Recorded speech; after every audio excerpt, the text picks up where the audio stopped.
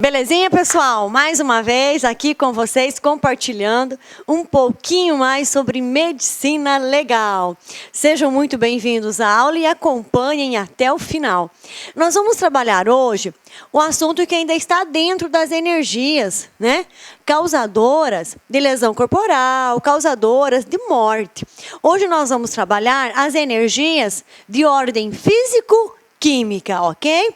É a quarta e última que nós estamos trabalhando. Nós já vimos o quê? Energia de ordem mecânica. Só para relembrarmos. Energia de ordem mecânica diz respeito aos instrumentos utilizados na prática criminosa, ok? Quando falamos em energias de ordem física, nós estamos falando do quê? Estamos falando de temperatura, de pressão atmosférica, ok? De eletricidade, de luz, de som e de radioatividade, certo? Quando falamos de energia de ordem química, nós estamos falando dos cáusticos em geral e dos venenos. E agora, enfim, energias de ordem físico-química. Quando falamos energias de ordem físico-química, ela está diretamente relacionada ao processo da respiração. Quando falamos energia de ordem físico-química, nós estamos falando o quê? De morte por asfixia, tá? Estamos falando de morte por asfixia. Ou, se não ocasionar a morte, de lesão corporal de natureza, o quê? Gravíssima. Porque quando fala em asfixia, nós falamos o quê? Nós falamos em falta de oxigenação para o corpo, falta de oxigenação no nosso cérebro. E o nosso cérebro não pode ficar nenhum instante, né, sem ser oxigenado. Ficando sem oxigenação, totalmente levará à morte. Por alguns instantes, pode causar o quê? Deixar a vítima viva, mas com sequelas terríveis, tá? Com sequelas terríveis. Então, falou em energias de ordem físico-química, está relacionada ao processo da respiração. Estamos falando das asfixias em geral. Nós vamos estudar hoje todas as espécies, tá? De asfixia e compreendê-las uma a uma. Pois bem, comecemos então a nossa aula de hoje. Olha só, medicina legal, traumatologia médico-legal, energias de ordem físico-química.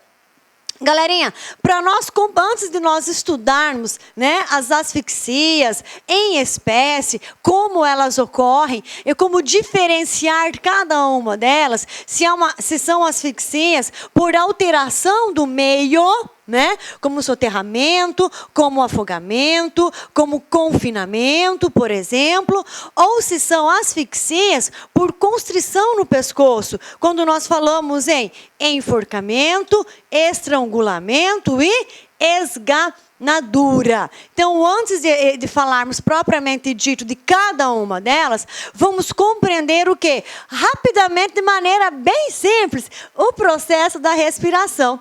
Então, a asfixia, morte por asfixia, de maneira bem simples, nada mais é o quê?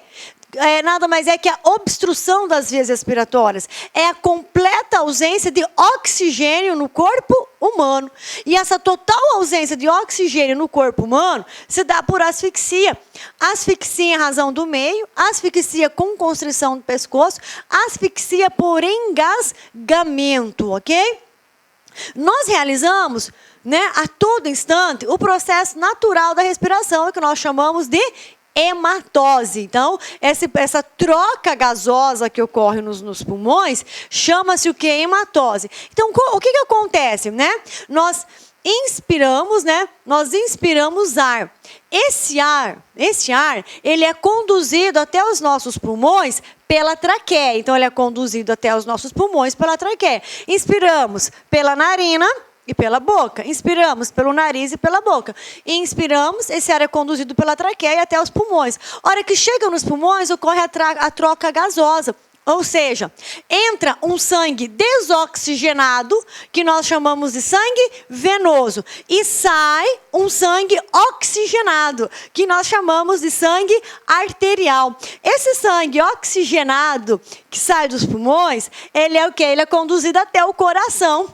E do coração ele é bombeado para irrigar todos os tecidos do corpo humano. Muito bem. Então, olha só, processo da respiração, não falamos só em traqueia, narinas, boca e pulmão. Não, nós falamos, incluímos também o coração, tá? Então, o coração também é um importante órgão que faz parte do quê? Do processo da respiração. E esse processo da respiração, essa troca gasosa que ocorre nos pulmões, de receber um sangue desoxigenado e liberar um sangue oxigenado, denomina-se hematose. Quando todo esse processo de hematose flui normalmente, o quê? Beleza, sem problema nenhum.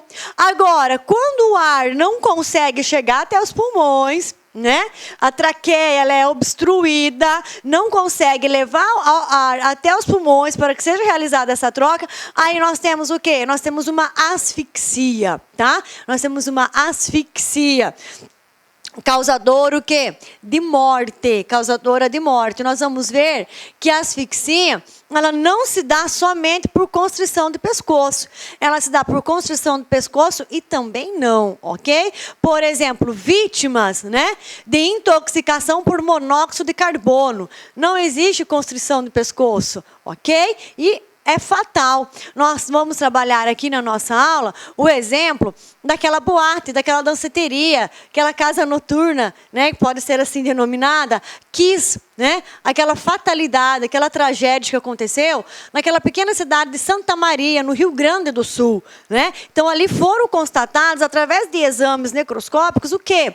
Que as vítimas morreram, né? Muitas vítimas morreram em razão de inalarem o quê? Muito monóxido de carbono, morreram asfixiadas por inalação de cianeto e monóxido de carbono. Então, nós vamos estudar todas as situações, todas as particularidades que envolvem a asfixia. Mas antes, vamos tomar nota desses conhecimentos gerais para nós o quê? Nos situarmos no mundo aí das asfixias e vencermos qualquer questão que o concurso venha cobrar de nós. Olha só. Como que ficou aqui para vocês, então? Para nós compreendermos. Energias de ordem físico-química. Definição. São energias que atuam sobre o processo físico-químico da respiração, por meio do qual o oxigênio é inspirado pela narina, pela boca, e conduzido até os pulmões pela traqueia, onde é realizada a troca gasosa de um sangue desoxigenado por um sangue oxigenado. Ou seja, essa troca de sangue, nós temos um sangue venoso, né? Temos um sangue venoso com alta concentração de gás carbônico. Quando ocorre a troca gasosa, né, nos pulmões, esse sangue deixa, né, de se apresentar com alta concentração de gás carbônico e passa o que? A ser um sangue arterial, um sangue com alta concentração de oxigênio, tá? Transformando-se em um sangue arterial com alta concentração de oxigênio. Sangue este que é enviado ao coração e passa a ser bombeado, né? É enviado ao coração e o coração vai bombeá-lo o quê? Para ele irrigar todos os tecidos do corpo humano. Este processo denomina-se hematose, tá? Então, o processo da respiração é denominado hematose. Aqui eu trouxe uma gravura para nós compreendermos, tá? Para nós compreendermos. Se vocês estiverem acompanhando, estudando medicina legal também por um manual, né? A fim de complementar a aula, com o auxílio de um manual, de apostilas, enfim, vocês vão verificar que sempre fala em processo físico-químico, é necessário que algumas gravuras, algumas ilustrações para nós melhor compreendermos. Então, olha só, nós inspiramos o ar pelas fossas nasais e pela boca. Esse ar o quê? Que aqui está apontando a faringe, laringe e traqueia. Esse ar o quê? Ele é conduzido para os pulmões pela traqueia. Hora que chega aqui nos pulmões, tá? É feita essa troca gasosa. Então, olha só, para que o processo se dê normalmente, eu não posso ter o quê? Nenhuma obstrução na traqueia, não posso ter nenhuma obstrução. Se nós tivermos alguma obstrução, o ar não vai passar, tá? O ar não vai passar e haverá o quê? Falta de oxigênio para irrigar os tecidos. Tá? E aqui já gerar o quê? A asfixia, ok? Gerando a asfixia. tá? Ou também, se ao invés de entrar ar, né, ao invés de inspirar ar atmosférico, inspira-se líquido. Também vai gerar asfixia, afogamento. Ou, ao invés de inspirar ar atmosférico, ele inspira o quê? Meios pulverulentos, inspira algo sólido, como cimento, farinha, areia, terra, também o que? Vai gerar uma asfixia. Por quê? Porque a troca tem que ser o quê? São trocas gasosas, tá? Então, eu não posso fazer uma troca gasosa com uma troca do meio líquido. Vai dar causa afogamento. Não posso fazer uma troca gasosa com o meio sólido. Vai dar o quê? Vai dar o quê? Soterramento, a situação de soterramento, tá? Causa morte também, asfixia por soterramento. Asfixia quando a gente está no meio pulverulento, meio sólido, ok? Então, essa gravura ilustra bem a necessidade o quê? De inspirarmos ar atmosférico, que a traqueia esteja livre de se impedir, para fazer essa condução do ar para os pulmões. E assim ocorrer o quê? A troca gasosa. Olha que bacana essa figurinha, essa gravura, né? Gravura. Olha só, nós temos então, ó, entra um sangue desoxigenado. Entra um sangue com alta concentração de gás carbônico. E aí, ó, é feita a troca gasosa. E sai que sangue? E sai um sangue oxigenado, sai um sangue arterial, que vai para o coração, vai ser bombeado e vai irrigar todos os tecidos do nosso corpo, ok? Então, olha só, aqui é feita a troca gasosa, tá? Esse processo denomina-se hematose, conforme nós já vimos. Agora, né? Não basta que a traqueia esteja livre e desimpedida para que esse processo de hematose realize-se com sucesso. Não basta isso. Nós temos algumas condições, né, para mantermos nessa respiração normal, tranquila, suave, automática nossa, né? É automático. O processo da respiração os olhos, é algo que automático. E nós nem nos damos conta o quê? De tudo que é organizado, engenhado, processado aqui dentro do nosso organismo de maneira muito rápida. Então, para que nós tenhamos um processo da respiração, né, tranquilo, regular, então, para o regular processo da respiração, o que é necessário? Primeiro, faz ser necessário o quê? Termos uma composição atmosférica adequada. Então, primeiro ponto, ter uma composição atmosférica adequada. O que seria essa composição atmosférica adequada? Olha só, nós precisamos ter 21% de oxigênio no ar, 78% de nitrogênio, e 1% dos demais gases, de dióxido de carbono, tá? Argônio, vapor de água e outros gases. Então, o ar atmosférico, a composição dele, para termos uma respiração regular, representa o quê? Vamos começar do maior para o menor. 78% de nitrogênio, 21% de oxigênio e 1% dos demais gases. Esse é o primeiro requisito para termos um regular processo respiratório. Próximo requisito, que haja, galerinha, uma pressão atmosférica adequada, tá? Que haja uma pressão atmosférica adequada. Nós falamos em pressão atmosférica quando trabalhamos o quê? Energias de ordem física. Energias de ordem física. Nós falamos o quê? Que elevadas altitudes e grandes profundidades podem causar o quê? Podem causar lesão corporal de natureza grave e até mesmo a morte do indivíduo, caso ele não esteja o quê? Habituado, né, com aquela altitude ou com aquela profundidade. Então, ó, primeira situação, que haja uma pressão atmosférica adequada. Se nós tivermos uma pressão atmosférica adequada, né? Significa o quê? Significa que nós não teremos os efeitos do mal das montanhas e mal dos caixões. Lembram? Então, quando falamos em pressão atmosférica, em energias de ordem química, nós falamos o quê? Que nós temos lesões, né, relacionadas e ocasionadas em razão do mal das montanhas, né? Elevadas altitudes. E também temos lesões ocasionadas em razão do indivíduo estar em grandes profundidades, representado pelo mal dos caixões. Então, quando nós não temos uma pressão atmosférica adequada, nós estaremos fatalmente diante do quê? Ou de uma situação conhecida como mal das montanhas, ou uma situação conhecida como mal dos caixões, ok? Dá uma olhadinha na nossa aula de energias de ordem física.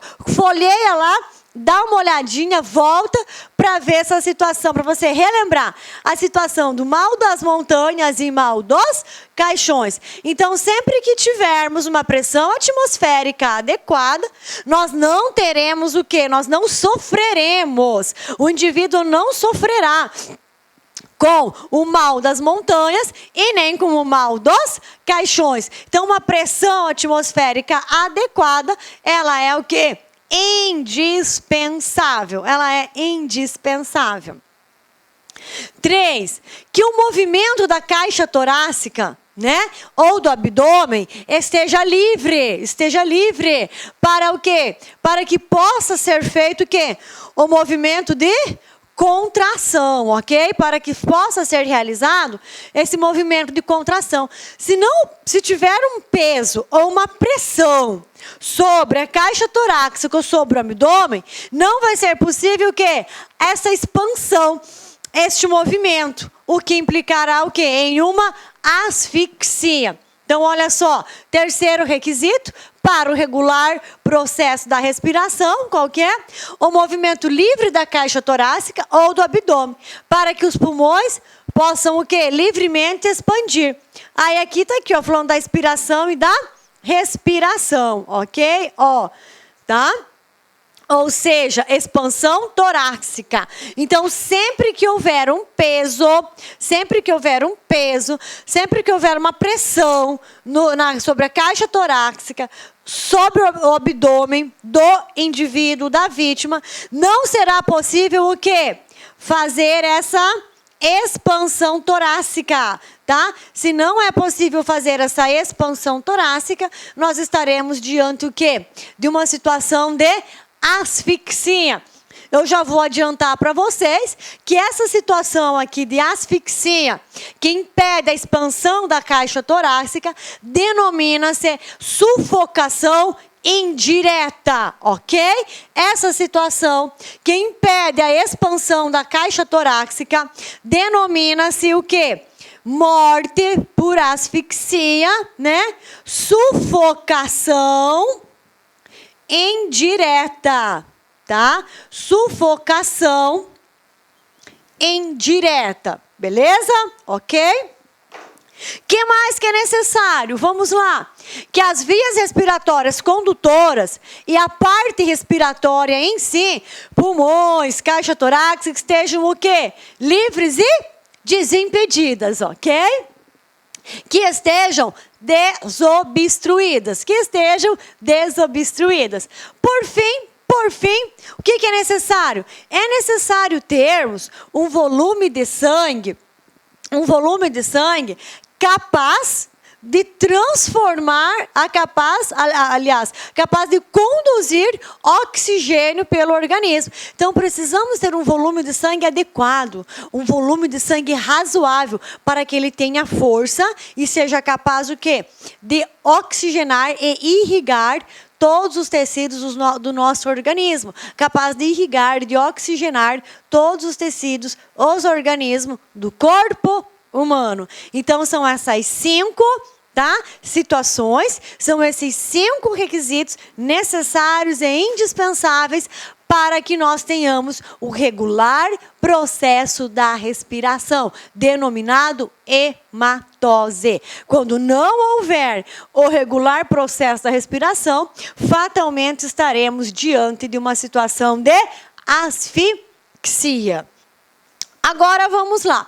Noções gerais, né, de asfixia, que é tema da aula de hoje. Noções gerais, vamos lá. A asfixia, ela representa o quê? Ela representa a ausência de respiração, tá? Então, a asfixia representa a ausência de respiração. Sempre que houver impedimento da realização das trocas gasosas realizadas nos pulmões, seja devido à alteração do ambiente, seja por ação mecânica. Então, olha que bacana essa informação. É um resumão de toda a compreensão necessária da aula de hoje. Vamos lá? A asfixia, ela representa a ausência da respiração.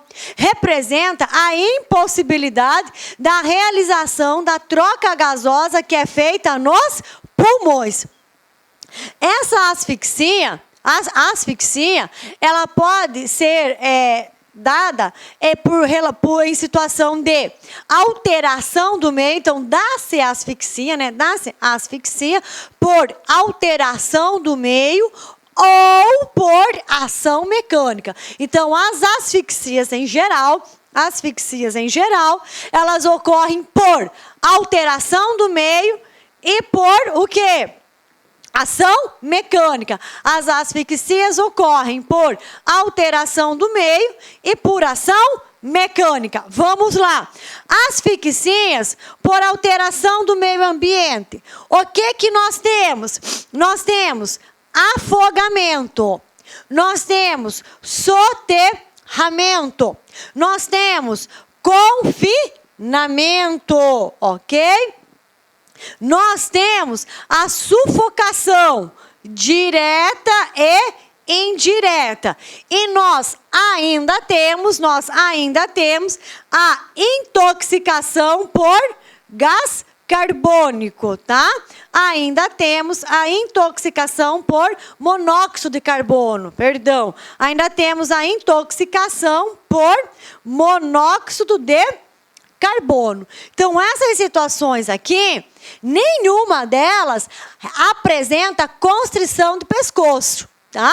Todas elas são causas o quê? De alteração do meio ambiente, tá? Afogamento, o sufocamento direto e indireto, o confinamento e aqui o soterramento. Ao lado deles ainda temos o quê? Intoxicação por monóxido de carbono. E por ação mecânica. Quais são as 3 asfixias que nós temos por ação mecânica? Nós temos enforcamento, tá? Estrangulamento e esganadura. Então, nós temos enforcamento, né? Enforcamento. Temos estrangulamento e temos esganadura. Temos os 3 Es, tá? Por ação mecânica, temos os 3 Es. Enforcamento, estrangulamento e esganadura, ok? Nós vamos visualizar agora cada uma dessas situações.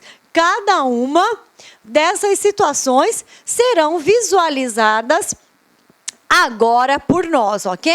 Vamos só então recapitular. Olha só. Devido à alteração do meio ambiente, quais as asfixias que nós temos? Confinamento, soterramento, afogamento, gás tóxico, ok? E gás tóxico. O que está faltando aqui? Aqui está faltando sufocação, tá? Aqui nós vamos colocar a sufocação também. Por que nós vamos colocar a sufocação aqui? Porque aqui não são situações onde não há constrição do pescoço. Então, todas essas situações não apresentam constrição do pescoço, ok? Então, asfixia em relação à alteração do meio, sem constrição do pescoço, confinamento, soterramento, afogamento, intoxicação por gás tóxico e sufocação. Lembrando sempre, a sufocação ela é direta ou indireta. E, sendo direta, ela é interna ou externa, ok? Vamos lá, então, ver o próximo. Agora, quais são as asfixias devido à força mecânica, né? As asfixias que demandam uma força, uma ação mecânica, são os 3 E's que nós falamos, ok? Enforcamento, estrangulamento e esganadura, ok? E esganadura. O que é que nós temos aqui? Então, olha só. Quando falamos em obstrução das vias aéreas, nós falamos o quê? Direta e indireta. Quando falamos em obstrução das vias aéreas direta, nós estamos falando o quê? Obstrução externa. Tampa, boca e narinas, né? E interna, né? Interna, nós temos o engasgamento ou o inchaço da glote, ok? E indireta, nós temos o mau funcionamento da caixa torácica. É aquela situação onde um peso ou uma pressão sobre o corpo humano impede que a caixa torácica o quê? Expanda. Quando falamos, galerinha, em narinas e bocas pela via externa, é tranquilo. É você o quê? Sufocar alguém impedindo a entrada do ar, de N maneiras, nós vamos ver mais à frente. Agora, interna é quando a pessoa engasga, né? Para aqui na traqueia, né? Obstrui a traqueia, um alimento, uma bola de gude, um pedaço de papel, um pedaço de plástico, o quê? Impedindo também a passagem do ar.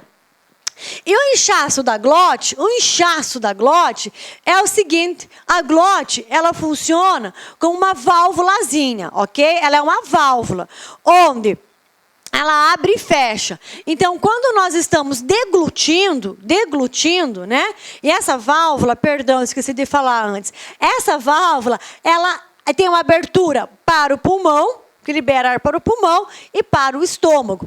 Então, quando nós estamos deglutindo, engolindo, ela fecha essa válvula que dá acesso ao pulmão e permite somente a válvula, só permite o caminho aberto agora para o estômago. Isso é muito rápido, isso é automático, ok? Agora, há situações de pessoas que são o quê? Alérgicas. É alérgica a camarão, é alérgica a picada de abelha, é alérgica a Bezentacil, essa medicação. Ou seja, o que acontece? Nessas situações de pessoas extremamente alérgicas, extremamente sensíveis, ocorre o denominado choque anafilático. Beleza, ocorre o choque anafilático. O que é esse choque anafilático? Ou seja, é o inchaço, é o edema da glote. A glote, ela entende o quê? Ela entende que é para fechar, né, o canal para o pulmão e liberar o quê? Para o estômago, tá? Então, são liberadas o quê? Estaminas. E essas estaminas o quê? Com a intenção, né, de auxiliar, né, neste processo, ela vai inchando e fechando a glote. Então, a glote, que a gente, se vocês pegarem manuais de medicina legal, também está denominado edema de glote. Ou seja, a glote incha, ela incha, não permitindo o quê? A passagem do ar para o pulmão. Não permite a passagem do ar para o pulmão, asfixia, ok? Então, interna, né? Em asfixia interna, temos o quê? O engasgamento ou o inchaço da glote, né? O inchaço da glote não permite o quê? Não permite que o ar vá até os pulmões, que o ar seja conduzido até os pulmões. Galerinha, então ficamos por aqui por enquanto. Vamos só recuperar o fôlego, tomar um golinho de água e já voltamos com o quê? Com características gerais das asfixias, ok? Só tomar uma aguinha, já estamos de volta. Características gerais das asfixias. Até logo!